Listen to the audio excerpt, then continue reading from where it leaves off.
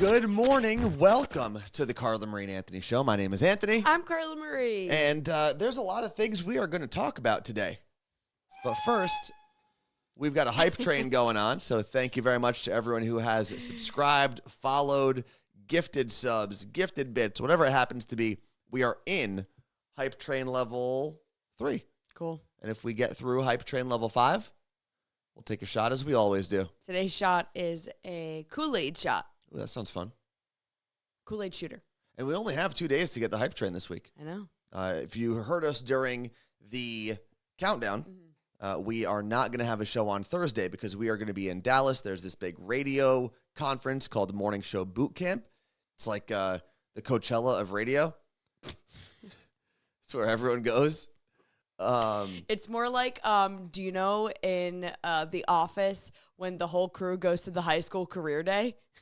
No, it's better than that. This is actually a cool event, and we get to meet a lot of really cool people. And all week on the Morning Show podcast, actually, we are going to have guests from Morning Show Boot Camp. So today we had Alabama on. Yep. We also had our friend Erin, who was very, very good at 2-second crazy. tunes. And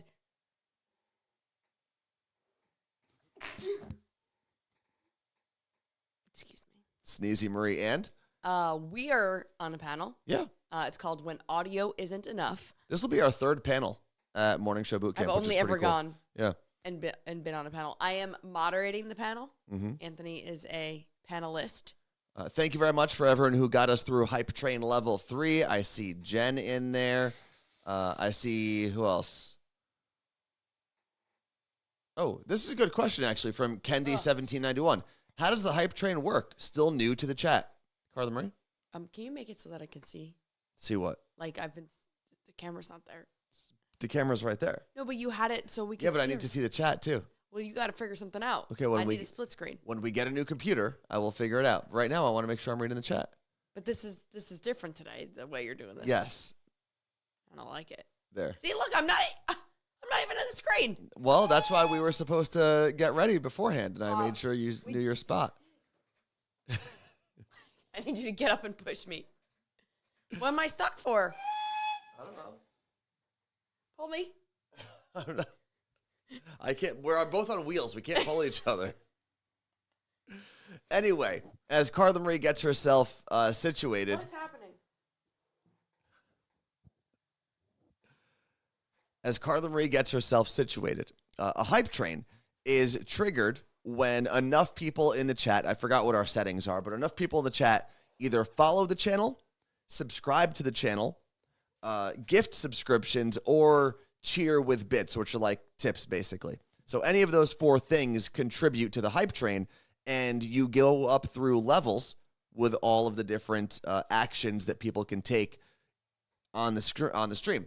So there used to be a cap, which was 5 levels. Yes. That's all you could do. Right. That's why when we hit level 5, now that's when we still take our shot or our shooter or whatever it is. But now there's no limit. The limit does not exist. If we hit 10, Anthony will dance. I mean, that's easy. No, like a full dance. Like what? Like the Macarena? To Genuine's Pony Okay. on Instagram, because we can't do it here. Okay, deal. So yeah, if we get through all of that, like right now, we are in hype train level 5. So we have 23% of the hype train. If we get through level 5, we then take the shot. And that's it. It's pretty simple. It's a way to get people supporting the stream and making it very fun, because all of those gifted subscriptions, subs with Prime, regular subscriptions, bits, follows, they all go towards helping us kind of build this show out. Yep. So, for example, if you have a subscription with Prime, all you have to do, and there's actually a tutorial online that we set up and we have to update soon, but all you have to do is basically tell Prime that you want to gift that month's Prime subscription to us, and we get $2.50, and you pay $0 extra because you're already paying for Prime. Yeah. Only problem with Prime, though, is you have to do it every single month. You have to physically go through and select all the steps. Not all of them, because once it's connected. Yeah. But most of the steps. So 26% of the way through Hype Train level 5. Hype Train and your support of this and the Morning Show podcast is what helped us build this. No, it's very true. I mean, we still probably paid a decent amount out of our own pockets, but it does help. Yeah. It does help with that. And someone said in the chat to get ready for the heat. It is going to be over 100 degrees every day we're in Dallas. This week. Every single day. I'm dreading it. As some, like, I have, like, prided myself. Is that a word? Prided myself?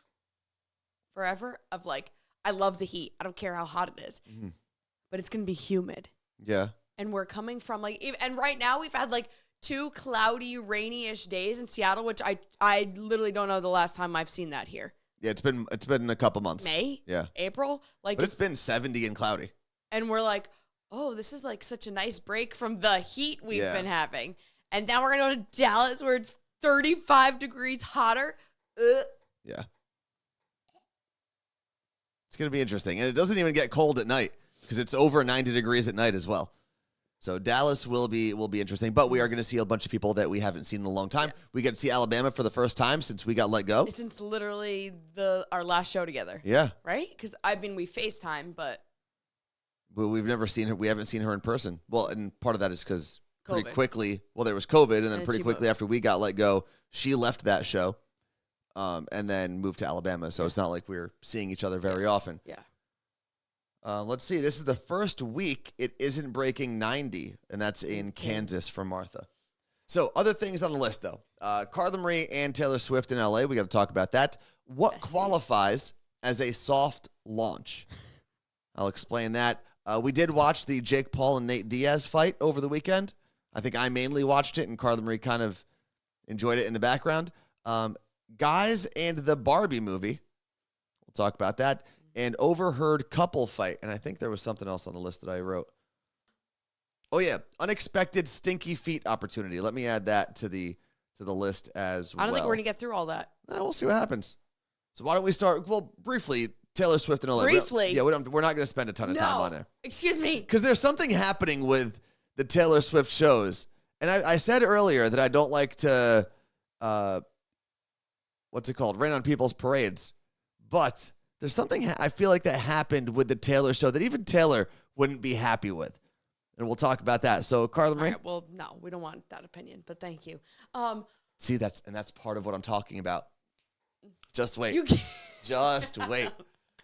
Okay, so if you don't know, I was supposed to go see Taylor Swift here in Seattle like 2 weeks ago, and then I got COVID and couldn't go with all my friends at the show. Very sad time. But literally the next day, my one friend was like, hey, I can get us tickets to LA. Do you want to come? Yes, I booked a flight. I was only in LA for 18 hours. I literally landed, got to the hotel, showered, and got ready for the show, which, if you know, you got to take some time. You got to put your gems on, all the things. And no one tells you, like, how much time you need to factor in to film your TikToks and your Instagram Reels, because that was like an extra 30, 40 minutes. Did we hit Hype Train? Oh, we did. We are. We're in Hype Train level 6. Come on in, Jordan. Jordan's got the Kool-Aid shooter for us today. So we've got vodka, melon liqueur, amaretto liqueur, and cranberry juice. Thank you. Cool. Cheers to you, Jordan. Thank you. Cheers. Cheers to you, Carla Marie, and to everyone who supported the stream. Appreciate you. Seattle Cocktail Club. I feel like Jordan fills these up a little bit more than I'm used to, I think. I like it. That's really good.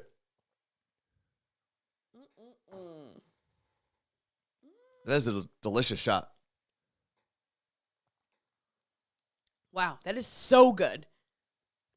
Hold on, I'm going to put the link. Well, Jay at Seattle Cocktail Club already put it in there, Carla Marie. Well, you know what? Good job, Jordan.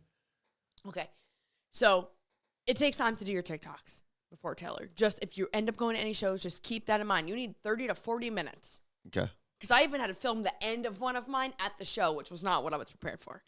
So anyway, we get ready. We get there. We do take some photos outside because you got to get there early because there's like, you got to do all your photos, get the lay of the land, figure out where's my nearest bathroom, how quickly can I run. So I went to the bathroom a bunch during the show and only missed part of Betty because there's so many interludes. I think a little bit during All Too Well. I didn't need all 10 minutes. I got some of it, and that's all I need. Oh, that's right. The new version's 10 minutes? Yes. That's a little extreme. One song for 10 minutes? We live in a TikTok generation. What's she doing? No.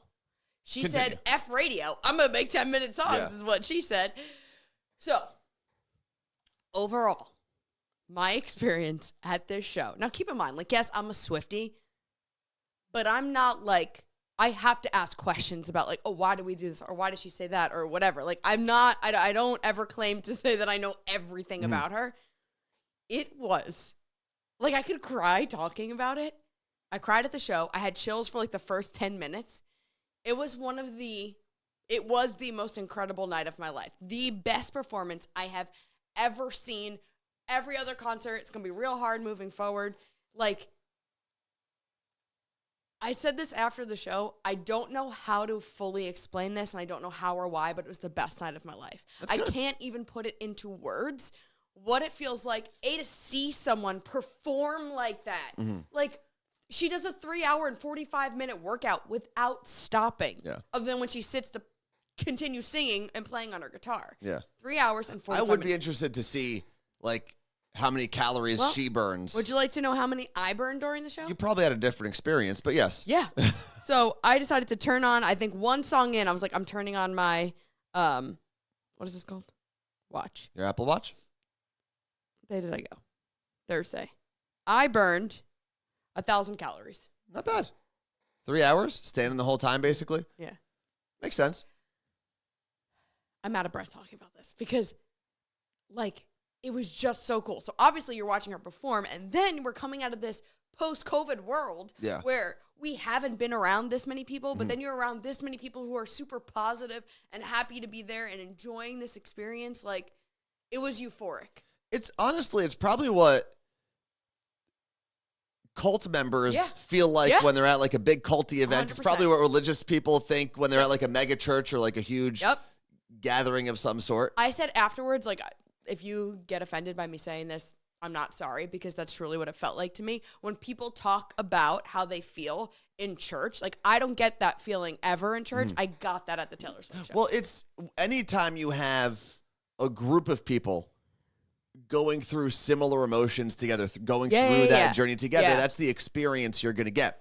But I want to go to... Hold on. Oh. So I mentioned this in the morning show podcast, but I think 1989 Taylor's version is coming very soon. Okay. Because there were our bracelets, which I wanted to bring my bracelet because it was still lighting up, but I forgot. Our bracelets that everyone wears were lighting up blue during randomly during every different era, which is not normal. So that was like, 1989's coming. Watch out. And in the celebrity tent, who I saw was Jesse Tyler Ferguson from Modern Family and Molly Shannon. Oh, from SNL? Yeah. And from... You are kind of Molly Shannon. A little bit. Well, no, she does this. In Superstar. Yeah, you are. And then she's cheerleader in SNL and in A Good Place. Not Good Place. I've never seen A Good Place. I don't know what you're talking about. Zach Braff movie. What was it? Good Person. Oh, she's a mom, yeah. A Good Place is a... A Good Person. Yeah, but you said A Good Place. I know, and then you just said she's a mom. In A Good Person. Yeah. She's Florence Poe's mom, right? Yeah. Poe, whatever. I don't know. She's Edgar Allan Poe's mom in A Good Place. Is Florence Pugh? Yeah.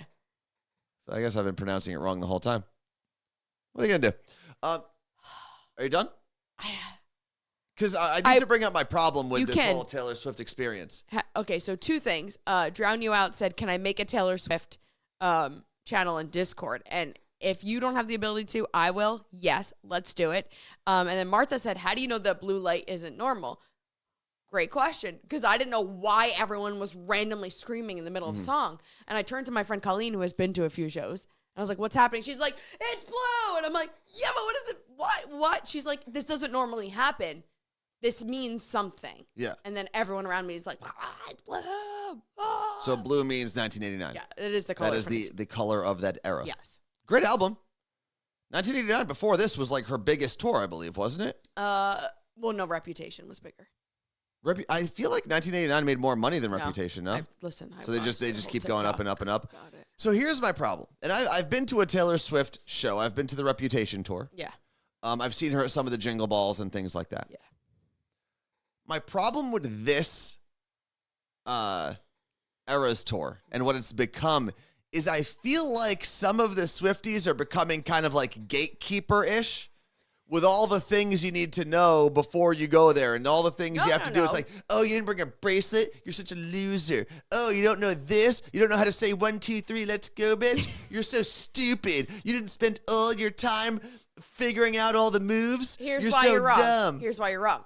There are several Instagram accounts. There's literally an account called TS Tour Tips that gives you all of this information. It is all out there. Yeah, I would never let you, because we're going to a show. Yeah. It's happening next year. We might go to London on Anthony's birthday. Happy birthday.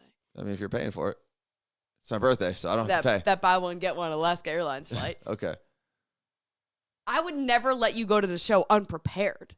But I want to. No. I don't want to have. That's the whole thing. I don't want to have to prepare for a show.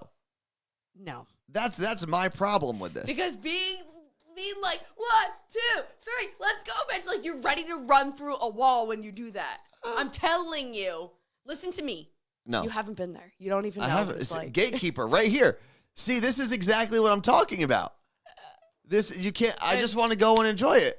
I don't need to know the Macarena moves before I start. There's no dance move. What? You just did a dance move, didn't you? It was a clap. Yeah, but you went like that, like your little flamenco. No, it was like every second I spent listening to and making sure I had all the lyrics right and all the chants. Like, I cannot. And anyone who's been to a show, I don't know. Can people call us on this new thing? I would. They could try. It is worth it. You can't say that you're with Anthony Fred because you didn't live it. So you can have your opinion, which means he can be with me. You have to be, both of you. You have to be able to be open to saying, but let me experience your side of it. But because I've experienced this whole tour not going.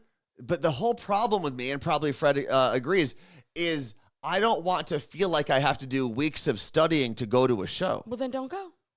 There's the gatekeeping. Don't go. This is exactly what I'm talking about. Mm. And I think you can't go unless you study. And I think if Taylor heard you right now, she would be very disappointed in you, Carla Marie. I don't know, because she says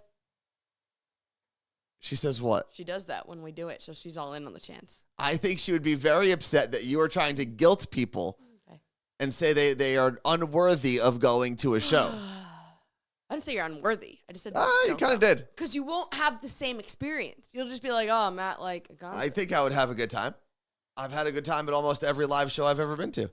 Well, I will say one thing I was disappointed with, but also kind of happy. No one asked me to trade a bracelet. Not a single person. Not a single person was like, we can't take phone calls right now, by the way. That's fine. It's not connected. And Colleen and I actually made bracelets in the Uber on the way over, but I had a bunch of little Words Project ones. And I was like, I don't really want to give these away. They're a little Words Project. But no one but they sent them to you to give away. Yeah. But then I ended up giving them away to people like after the show that randomly came up to me and were like, did you go to Taylor Swift? I see your bracelets. And I was like, here. That's good. So that was cool. But let's see. They won't come up to you. You got to go up to folks. But that means someone's going up to someone, right? In theory. But I did make you one. What? I made you one. Why? I didn't go. I know. I thought I'm not cool. Well, no, it was like you didn't get to experience this amazing night, so you get a bracelet. Okay. But I forgot it at home, so I'll bring it tomorrow. All right, well, we are going to move on from Carla Marie's experience in Tay-Tay Land. I think we should do the whole show. No, we're not going to do that. I've heard enough of Taylor Swift over the past couple days. Let's make sure I got everything on my list. Well, what's on your list? Okay, I did. You did? Good. Now, here's the other question. Completely moving on from Taylor Swift. We had a friend who just posted about his new thing, his new love interest, if you will. And you sound 90. That's fine. I don't care. That's fine. On with the topic. So he posted on Instagram. They were out this weekend, I guess, out on Long Island. Instagram story. There's an Instagram post. It was an Instagram story. Wait, it's on both? All right, let me look because I only saw the story. So then this is going to change this argument that we had yesterday. So give me a second.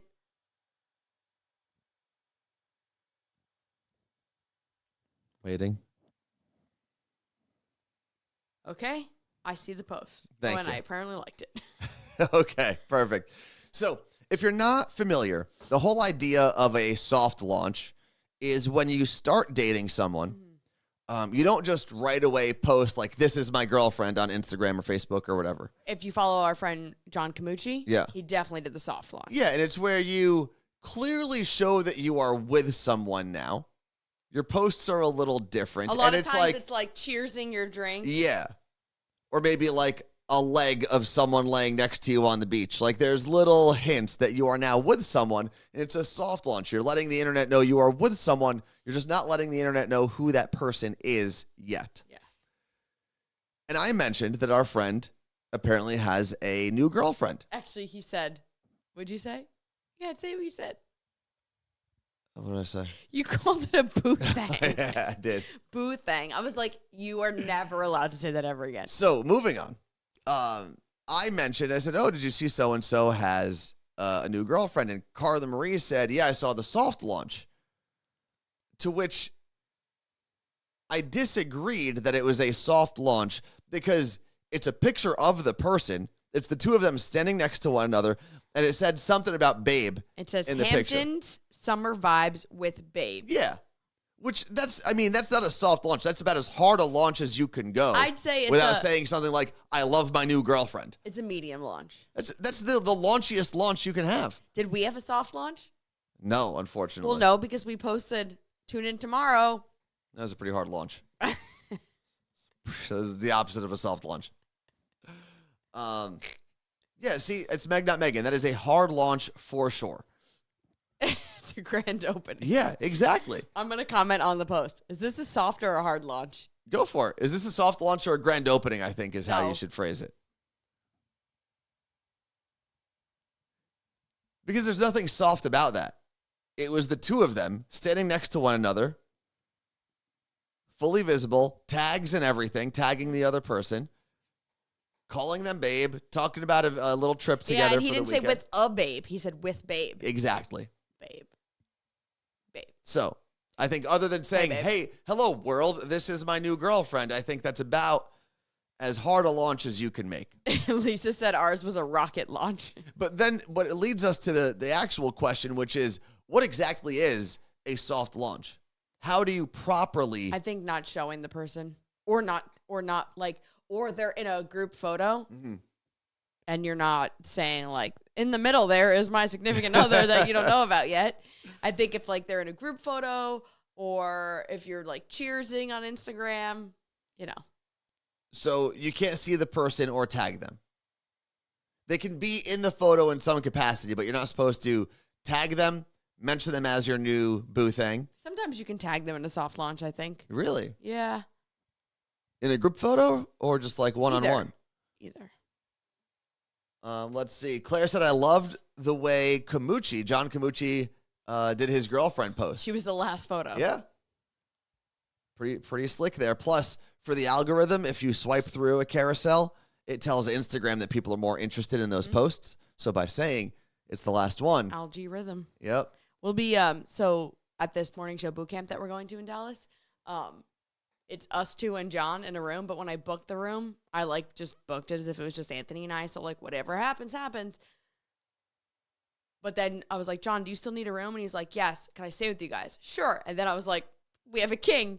And then I called the hotel and they were like, sorry, we can't change it. Then I was able to get in touch with the hotel manager and they put in the request to change it to a queen. But there is a chance that the three of us are sharing a king-size bed. Anthony in the middle. That's fine. Karina from New York said, Hubs and I soft launched 11 years ago, before anyone was soft launching. Yeah. Because we weren't supposed to be dating. He was my boss. We wouldn't post on the same day or from the same stuff. We'd post pictures of dinner plates, movie theaters, or wine glasses, but never our faces or tagged anyone. That's a lot. And 11 years ago, were we even using... I mean, Facebook was a thing. Instagram was That's kind of like a the thing. same situation with you, like dating your boss. I never dated my boss. Me. Yeah. Let's see. Audi Swan. I'd consider it a soft launch if it's a collection of photos versus a photo of you two of the two people by themselves. Makes sense. Yeah. Erica P. just got a commercial. I guess it's time for a resub. Ooh, I love that. Let's see. I want to see what other rules we have here for soft launches. Vanessa was one that said, I soft launched with my hubby. I'd post things like talking on the phone with him or going out into the movies and putting both our feet up. You know what's funny? So We're all so ridiculous. we had TJ from Elvis' show back in the day. Now he has his own show, the TJ Show. If you know him from Boston, he's been around. We had him on the podcast last week, and he mentioned how his wife Jess, who they've been together now for almost 10 years, I think, when they started dating, a lot of people do this in radio, especially because you're normally dating someone from your listening community of some sort. Like, people know them outside of, I don't know where you're like, for example, if you and Jordan were dating, right, you'd have to be careful talking about who you're dating now because people listening would know Jordan. Yeah. So that's how TJ kind of had to, like, play it safe a little bit when he was talking about Jess. So he called her Opal. Was her name. I almost said Olive. Yeah, Opal. Opal was her name, and they would, anytime they talked about it, it was, my girlfriend Opal. And he didn't even tell us, like, what she looked like. But behind the scenes, we were asking him, and I remember our intern, Spencer, drew a photo of what she thought Opal looked like. And then one day, Jess came in to meet everyone, and we were, like, looked at the photo, and we're like, Spencer, it actually looks like her. But, like, and that's, like, one of those things that I cannot get out of my head, and that was, like, 10 years ago. And that's like a radio soft launch. You give enough information. I'm seeing someone. You don't say their name necessarily. And a lot of that is because you have a public forum, and that person might not want all of that public attention. Renee, that's right. Carolina did it, too. What did she call Mark? Oh. I'm going to text her. Oh, my God. I'm going to remember it, too. I'll remember it. And Clyde. Thank you. Clyde? Yeah. It was Clyde? That was definitely an Elvis thing. It was Clyde. And Jen, Alabama boy is what we called Alabama's boyfriend. I also never knew his name. I just want to throw that out there. Yes, you did. No, I didn't. I literally had no idea what his name was. I don't think we ever said it on the air, so I won't say it. It was always Alabama boy. Which kills me because the best part about that story, like a little behind the scenes of the hiring process, a lot of what people do in radio, they're like, oh, like she's moving to a new city and she's single. She's going to go out on all these dates and Alabama's going to talk about what it's like being from Alabama and dating Seattle guys. And we're like, okay, sure. And within 2 weeks of moving there, she's like, so I started talking to my ex again and he's in Alabama and I'm going to go see him this weekend. And we were like, we knew this was going to happen. Like, we weren't mad, but we were like, idiot older dudes that work in radio. Like, you think that like people aren't going to get wifed up. Same thing with Gandhi. Like, and we don't know this for sure, but Gandhi moved to a new city, New York, and they were definitely, not they, Elvis show, like higher ups are definitely like, oh, finally someone's like new at the show, dating, like everyone else is engaged or married. And then what happened? Gandhi started dating someone who lived in Ohio. Michigan. Yeah. Sorry. Like. Yeah. And it is funny. You can't hire someone based on their relationship status. And that's something that's still in radio, even though it is technically illegal.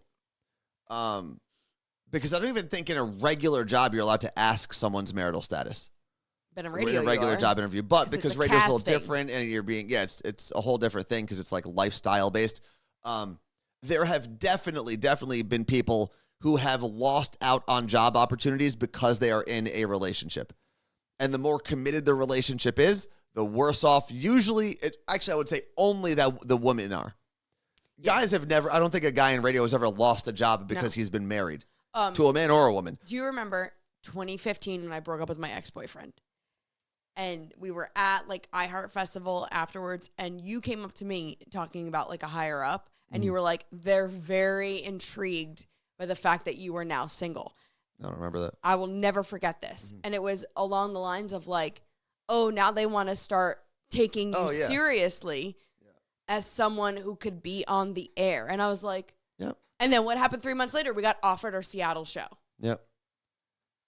Like, it's disgusting, to be honest. It's kind of crazy. So that's why people soft launch. So in when radio. I buy radio stations and I run radio stations, everyone will get to talk about their age, their marital status, their unmarital status. It's interesting because there's still this very small group of radio gatekeepers, and they all know one another. They all make the same decisions, whether they work in the same companies or not. whether they work in the same cities or not, they all make the same decisions together, and they all, check in with one another. And it's stuff that you think would be important in like the 70s. Like that's how backwards radio is. When we go to this morning show boot camp this Yeah. week, and I see this random groups of old dudes talking about their things, and be like, what are we talking about here, dudes? Tell me about it. Let's see. Oh, yeah. Martha just noticed the new microphone stands. So we tinkered yesterday with these. You'll notice they don't come up and over Low anymore. profile. Let me go to the wide shot. See, like the other ones, like covered these beautiful. What do we things. think? Let us know in the chat. Because I think I'm a fan. What do you think? Oh, Carla? I love them. They're a little easier to get out of the way, too, when I want to work. Just push it over. Good to go. There's less shadows. Clearer lines of vision. Yeah. I can actually see. We were kind of like looking through. This is called the yoke. It is. Y-O-K-E. Like an egg? And I was, no, that would be with an L. Oh, right. Right? Yeah. Yes. So I was like looking at Carla Marie through this thing, through the yoke last week. Are you changing up the lights?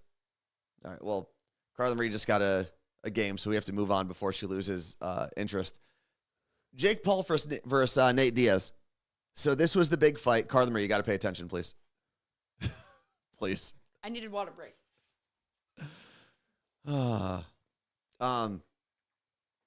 There's no way you haven't seen it. Even if you haven't seen the fights, Jake Paul originally came up as a big like Vine star, YouTube star, transitioned to boxing like 3 years ago. Yeah. And now is putting on the biggest boxing It events, is impressive. revenue-wise, in the sport. You could hate the guy, Mm-hmm. personality-wise. I do.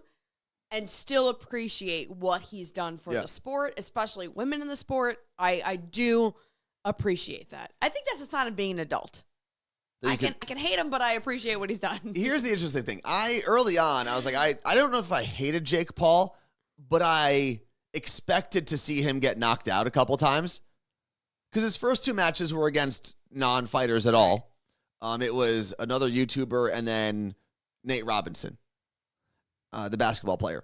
Then he started fighting actual fighters. Granted, every one of them except for one was an MMA fighter. So it's not like he was taking on professional boxers. It's a whole different sport. But they are still professional fighters, right? They're essentially professional tough people. Mm-hmm. And he didn't go down for a long time, and he's still never been knocked out. He lost one split decision to an actual boxer at his level. Yeah. But I don't know if I ever hated Jake Paul. Logan Paul, dislike him very much. Also wrestling now. Yeah, but he's wrestling. It's still a fighting sport, but it's still very, very physical. But he's wrestling. Scripted. Yeah. I mean, people aren't trying to actually knock him out in the ring, although maybe they are. He's the one I dislike. He's the one who is very troll-ish to me. Who's the one that went to that country and went and filmed the dead bodies? I think that was Logan. I think that's the older Paul. They went to like Suicide Forest or whatever it is, right? I'm sure the chat knows. The chat is like instant Google. Logan. Yeah, Logan went He was to in Japan. Suicide Forest. So the interesting with the Jake Paul fight is he took on Nate Diaz, who's like a pretty tough MMA guy. People thought that Nate would have been a better boxer than he was. He got his ass kicked. I mean, Jake Paul, it wasn't even a question at the end of that fight who the winner was. But then we watched the women's fight right before that, which was good. Amanda Serrano and, it's either Heather, Holly. It's Heather. It's Heather. Because he is her nickname. Yeah, but what was her last name? Heather. Is it something with an H? Amanda Serrano. Heather Hardy. There we go. Thank you very much. Heather Hardy. Who are you thinking? Google? Google. She was in there. Amanda Serrano is one of the best fighters, female fighters in the world, probably. Would probably take on a lot of men as well and work them over. Yeah, Anthony was like, this woman would knock me Oh out. my! I wouldn't last 40 seconds in the ring with Amanda Serrano. Can we do it? No. Unless, and this brings me to my next point, unless I was also getting paid $150,000. That's it? That's all it takes? It's a lot of money. In one night? Yeah, I'd take a punch. I don't know. It's a lot of punches, though. It's not one punch. All right, I'll take one punch for $150,000, sir. I don't know if you're allowed to order it up that way. Although, take one punch for $150,000, Alex. But Heather Hardy was the one, and now keep this in mind, 41 years old, fought Amanda Serrano earlier and lost. But it was kind of cool that with these Jake Paul promotions, he's paying these women fighters and these MMA fighters more than they've ever been paid in their lives. Like ever. So combined, years combined. They did a pre-match interview with Heather Hardy. And she was saying how there were fights that she would lose money on because she made so little on the fight and still had to pay all of her support team. Yeah. Even though she would sell out things like Roseland Ballroom in New York or Irving Plaza or like these event spaces. So it seemed to me like Amanda Serrano knew that she was going to be able to give someone a big payday and had enough respect for Heather to say, you know what? If you want, this payday is yours. Yes, I'll probably whoop your ass, but you'll get paid more money than you've probably ever made in your life. It was such a good fight. And before the fight even happened, they did there's interviews that they've probably filmed a week prior. Mm-hmm. And each of the women in their separate interviews spent so much time complimenting and being supportive of the other woman, which I was like, this is so refreshing, especially in boxing that we're seeing this. You see it in soccer now and WNBA, but seeing that, and then a lot of times when they have the men's yeah, he's weak. He don't even know that I've been eating eggs every day. Watch me knock his ass out. And the women are yeah, I trained with her. Yeah. I see what she did. But I think the fact that they did train together is totally different. And then after I literally had tears in my eyes.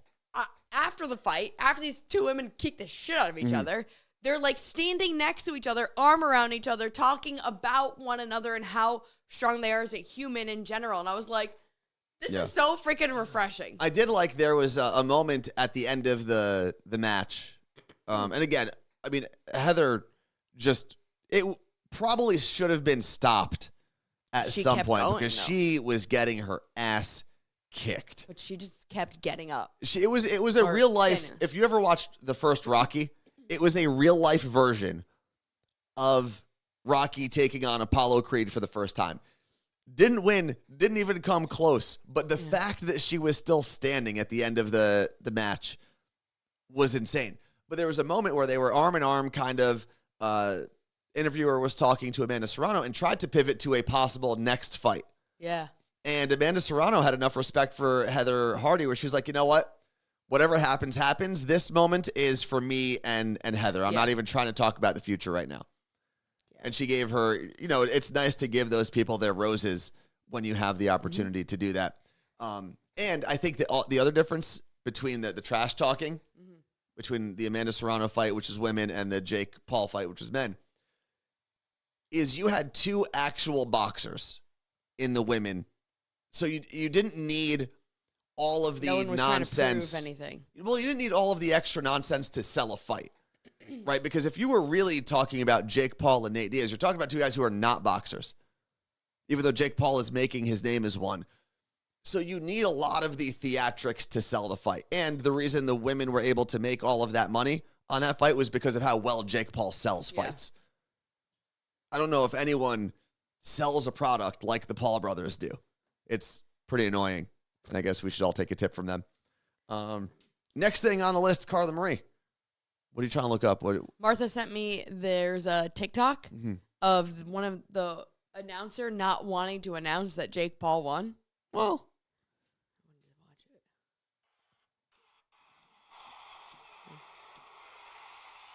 oh, that's Logan Paul. Or look. That's wrestling? Oh.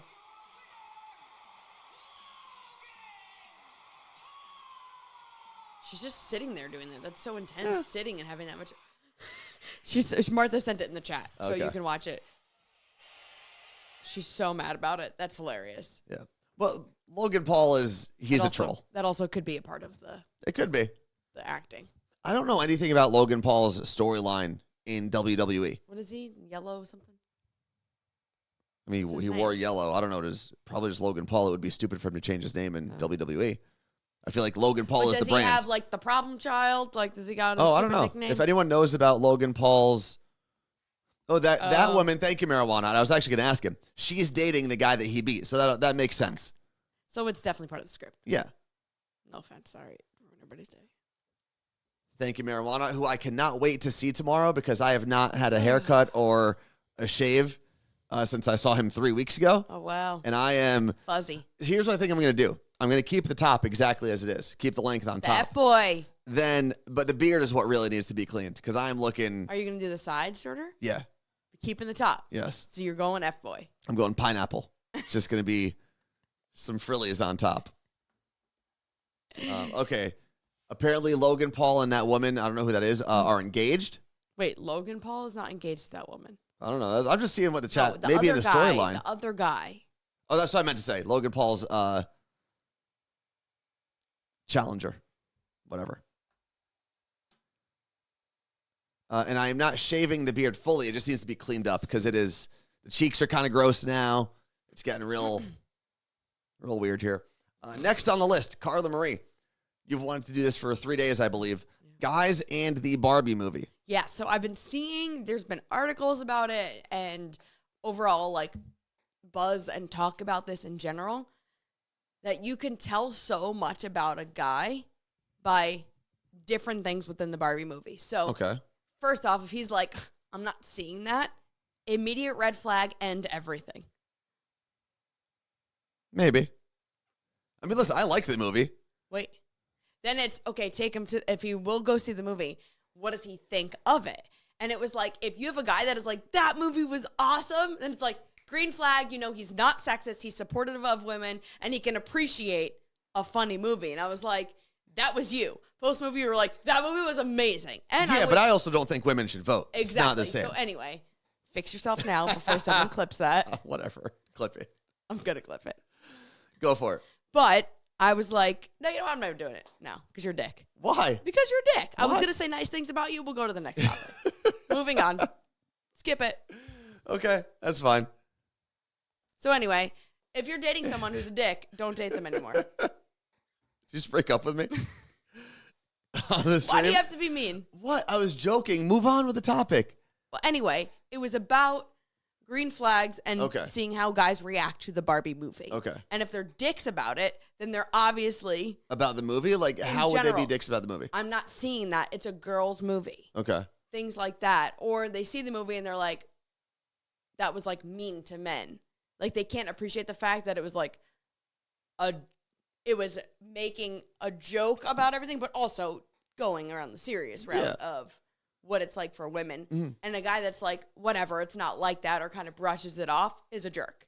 Okay. And if the guy appreciates the movie, thinks it was funny and likes it, then it's a green flag. What if they just don't like the movie? Like, what if it's not necessarily like, what if the guy who sees the movie, the guy in question, right? What if he leaves the theater and just says, it was okay?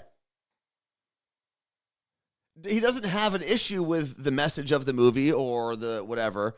He just didn't necessarily love it. Then probably also they're like, sexism aside, they're probably just a crappy human. Why? Because it's such a fun, like, visually, it's just cool to look at. Like, you could watch that movie without the sound on. Listen, I like the movie. Yeah. And there were some takes afterwards where it was a lot of like the Ben Shapiro. They didn't even watch it. Matt Gaetz. Matt Gaetz was at the premiere in DC, and his wife went on Twitter and like bashed the movie. There was a lot of those takes, which honestly at this point people are just doing it for attention. Yeah, that's all it is. They know the trigger words. They know what's going to get them going on Twitter and what all the publications are going to write about, and they just feed the beast because that's how they get their promotion. I don't know, at least personally, of any normal, non-politically motivated men who watched that movie and hated it. Me neither. They're not in my group. They're not? What do you mean? Like, I don't surround myself with that. That's fair. But everyone that I know that saw it liked it a lot. I did see someone post about saying they just didn't like the movie. And that's fair. I said, you're crazy, and then I unfollowed them on Instagram. Really? Because I was like, you know what? You're weird. I think there are people who don't like Taylor Swift. There are people who don't like. You're allowed to like what you like and dislike what you dislike. You're kind of psychotic if you can't at least appreciate Why the writing and the attention to detail that the Barbie movie has. Let's see. Christian Nicole, I don't know how they cannot like the movie. It's phenomenal. Okay, here we go. Ariana from Denver said, my coworkers said they wouldn't watch it because it's anti-men. Okay. But here's, even if that is what you believe, if you believe that this movie is anti-men. How do you say that if you don't watch it? The argument that I would make is, what did you expect the Barbie movie to be? Literally Barbie's whole world, what we were raised with as women. It's not like I watched that movie and I was like, oh yeah, that's right. Like, I watched that movie I grew up understanding that Barbie, the doll, was anything she wanted to be. She was an astronaut. She was a lawyer. She was a hairdresser. She was on the radio, on TV as a reporter. She was everything. But her boyfriend, Ken, was always in a bathing suit. Yeah. Always.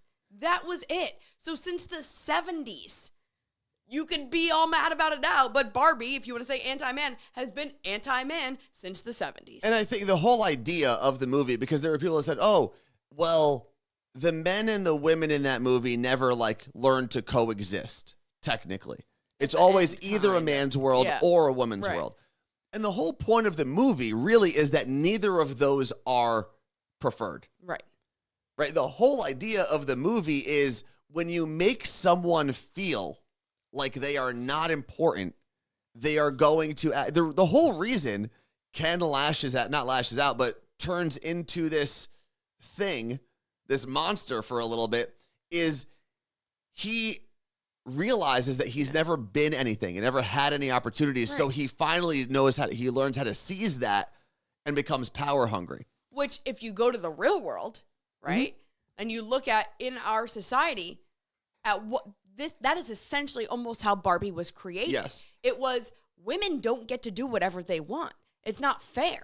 Like, women can't be all these things. So the creator of Barbie itself, Mattel, back in the 70s, was like, I'm going to create a woman who can do all of these things. So it's almost the reverse of what happened.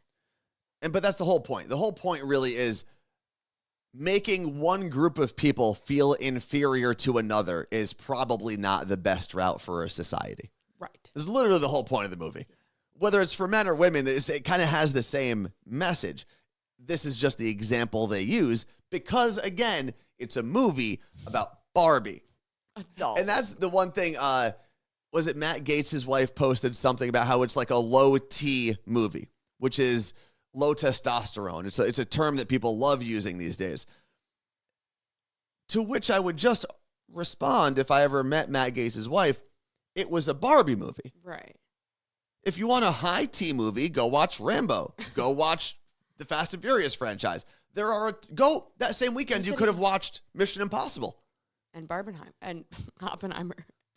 Barbie is not the movie you go to see when you want testosterone because it's Barbie. And did you see that someone came at Matt Gaetz, one of his supporters, and was like, I can't believe you supported a movie that has a transgender person in it, or whatever they said. I don't know. And he responded with, I would never pass up an opportunity to watch Margot Robbie on a screen. And I was like, you're creepy. 1, 2. I didn't even know that there was a transgender actor in this movie. Oh, I thought it was a trans character, a trans actor. Yes. Okay. There was a real life person. So there's a trans woman who played a woman. Yes, in the movie. Okay. And I was like, first of all, why do you even know that? And that is the thing you're mad about. And they're mad that kids are going to go see this movie and be like, I didn't even know. Yeah, I mean, I up until this moment, I had no idea. Yeah. I think it was it the nurse or Dr. Barbie? I don't know. Didn't even know. Yeah, Republicans go nuts over Barbie film's trans inclusion. But again, it was a normal person to me. Yeah. I feel like they didn't even, and maybe it was just something that was off of my news feed, but I feel like they didn't even really push this. It wasn't like a narrative that the Barbie movie was trying to push, right? Exactly. It's just a normal person who is a real life actor that got a job. Yeah. Why does it matter? But the whole idea of, oh, this is a low T movie, I'm not going to watch it. That's like going to a sushi restaurant and asking for a burger. Like, it's your fault that you went for the wrong thing. It's not the restaurant's fault they didn't have a burger for you. You should have gone to a burger restaurant for a burger, not a sushi restaurant. Correct. And I'm sure someone's going to chime in and say, you could get a burger at this restaurant here. That's not the point. Christian Nicole says, it's the redhead Barbie who screams, flat feet. Had no idea. Literally no idea. Next thing on the list, though. The overheard couple fight. What do you got, Carla Marie?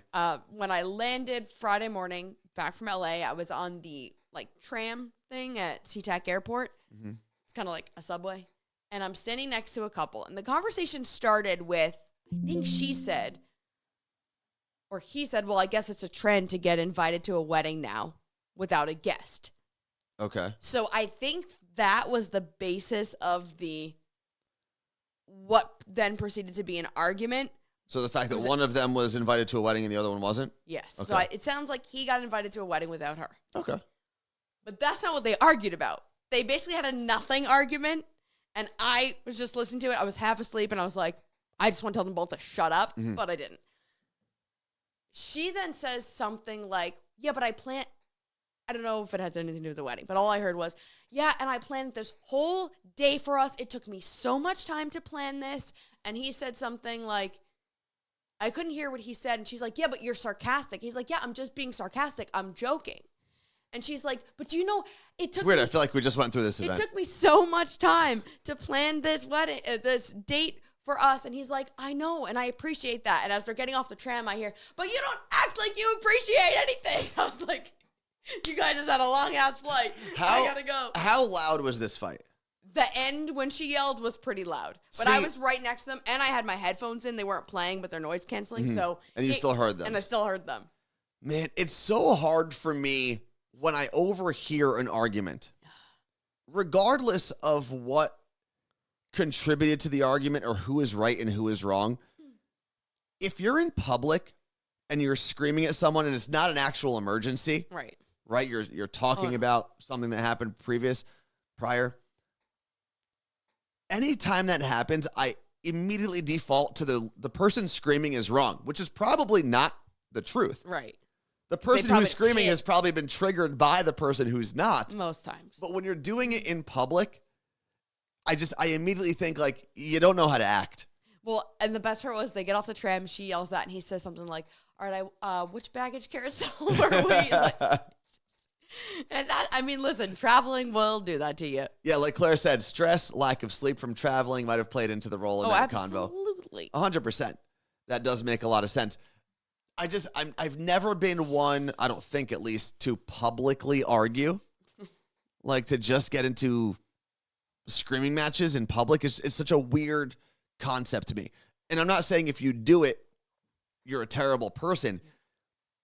I just have never been that person. I'm very much like, we're going to handle this privately, hopefully with lowered voices. Sometimes it doesn't work, but at least privately. Like, if I ever got screamed at in public by a girlfriend at any point in my life, I think that would be the last time we ever saw each other. Yeah, that's like even if you in that moment hate the person that is your significant other, you still have to have respect for them. There was actually a really good TikTok I saw recently. It was some guy, I guess he does like dating and marriage advice. And his whole thing is he got married at 19 years old. He's in his 40s now. Oh, wow. He has one video about how so many people when he was 19 said he was too young to get married, blah, blah, blah. And all those people are divorced and he's still with it's crazy. his wife who he got married to at 19.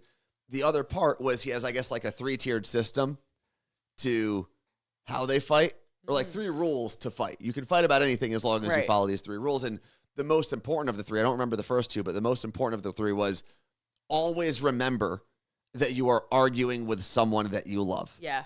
And I do feel like a lot of people, because it's hard to contain your emotions. Your anger takes over. You do forget, like, this is someone who, when I calm down from this moment, regardless of what this fight is about in most cases, I still like this person. I still care about them. Yes. You need to watch Inside Out. I tell you that all the time. I just had to Google. I forgot what the movie is called. Mm-hmm. I need to read this from Dana, though, on Long Island. Okay, read it. She said, when I worked in a movie theater, I witnessed the best nothing fight. The boyfriend was standing by the butter dispenser, and she was standing by the cash register holding the bag of popcorn.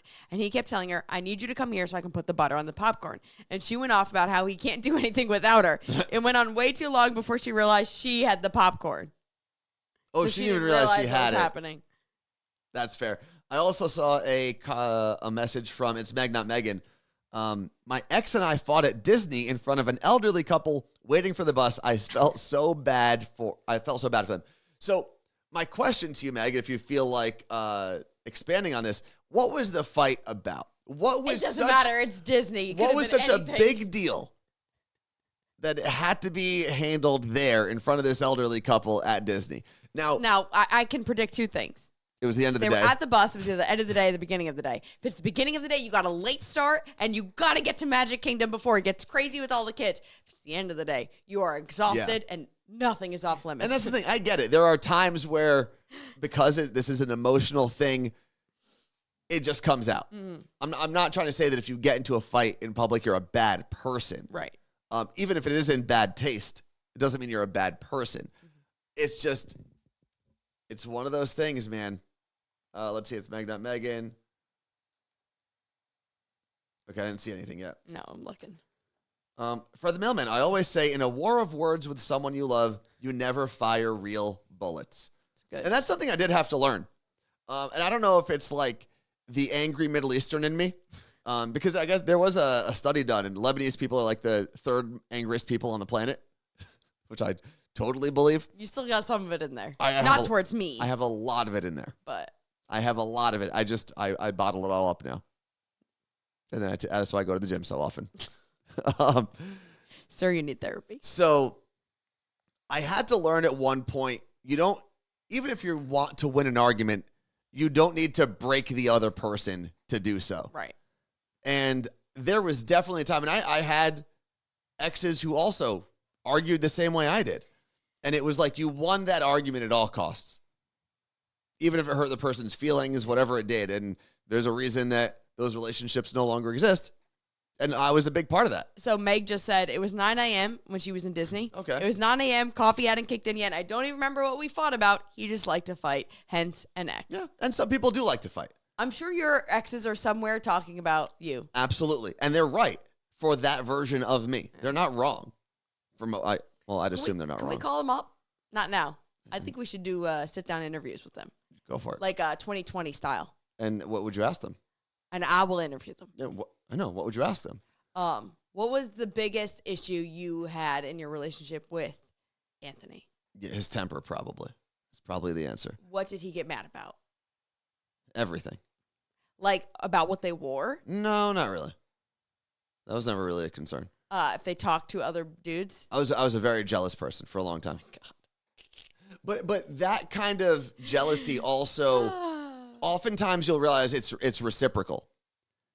Like when one person is jealous in a relationship, the other person automatically kind of reflects that same jealousy. Or almost retaliate. It's like, okay, then you can't do And this. I don't know, it was probably me that started it, but it ends up becoming this like ping pong game, this tennis match of we're just going to be jealous of one another if the other person is talking to anyone of the opposite sex. Also, this is why you should not be in a serious relationship ever in your 20s. I don't know about that. Early 20s. I think you need to understand your emotions earlier in your 20s. And if you can do that, then everything else makes sense. There should be mandatory therapy for everyone before the age of 25. That could make sense. And continue, but like it should be free and you should have to pass some sort of certification when you're done. Or we can just add something to school curriculums that say, hey, these are how emotions work. Yeah, that would be great. But it sounds like that'd be banned in the state of Florida, so It'd be banned in a lot of states. maybe not. Yeah, so I don't know if there's an age limit or an age that you have to get married by or stay away from, but I think learning to understand your emotions is the key to all of that. Then you could get married at 20 If emotionally you can handle it, it doesn't matter. I do think there's a, I don't know. I don't think I would tell anyone when to or to not get married in real life. If you think you're ready, go for it. Yeah, I think when people say things like, I would be like, I would never get married at 19. It's because I look back at, if I would have gotten married at 19, the person I would have been with is not who I would want to be with now, because that relationship ended. Correct. And that's a very personal thing, obviously, right? You're looking at what your life trajectory or whatever. But the argument could also be made that if you did get married at 19, both you and that person would be completely different people today. Yeah. You wouldn't be the same No, and I don't think I'd like that person today. Here's the thing. You wouldn't know what type of person you'd be today. Your whole life would be different. That's Crazy. what I'm trying to say. That one, choosing to get married or be in a committed relationship, whatever it is, your whole trajectory changes. The way that you live on a day-to-day... never moved out of New Jersey. You probably wouldn't have. And the way that you live on a day-to-day basis would have been different. Therefore, you would have been a totally different person today. So you can't really say, I wouldn't want to be that person now, or I wouldn't marry that person now. Your whole life would have been totally different. Deep thoughts with tones. Thanks, Scotty. Going back to arguments, Mm-hmm. one of the things I learned, and I still try to do this today, I probably learned it in my mid-20s, was when you're having an argument with someone, instead of being like, you never do this, it's, I would really appreciate it if instead of doing X, Y, Z, you did this. Yeah. Instead of pointing fingers at you never, you always, it's, well, yes, but I need this from you. Yeah. Instead of being like, you never do this. It also, I think it changes that whole discussion to let people know there's a way for them to help make this situation better, as opposed to them being the reason the situation sucks. 100%. Right? You're flipping the script entirely on how that person feels about their involvement in that situation. Bam. Bam. I'm going to write a relationship book. Oh, boy. It's going to be called Don't Be Like Me. At times, be like me. I have no idea. At times. Last thing. Oh, actually, we're going to move the surprise stinky foot situation. We'll do that tomorrow because, Carla Marie, you have to get out of here and go to the doctors. Yeah, I'm doing that sublingual immunotherapy thing where I have everything I'm allergic to in these little vials, and I have to drop them under my tongue every day, and it's helping me not be allergic to things. When I flew to LA, it basically just leaked out all over my entire bag. So I now need to get to the doctor today because I'm running out of it because it's so empty that they need to create a new elixir for me. All right. Well, otherwise, I need to start the whole process over. Thank you very much for hanging out with us. We'll be back here tomorrow. And don't forget, there is a brand new version of the Morning Show podcast. Our friend Alabama joined us today, as well as our friend Aaron. So go check that out. The Morning Show podcast, available wherever you get your podcasts.